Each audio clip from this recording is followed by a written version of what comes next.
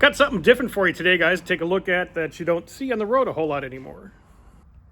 This would happen to be a 1986 Pontiac Fiero GT, so it has the V6 engine.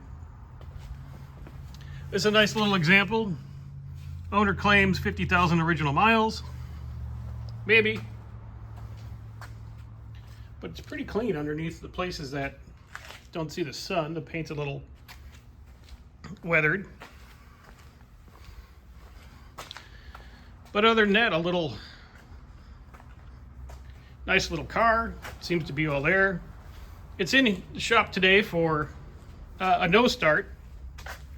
And through some quick diagnosis, we figured it needs a fuel pump, so we'll do that a little bit later today.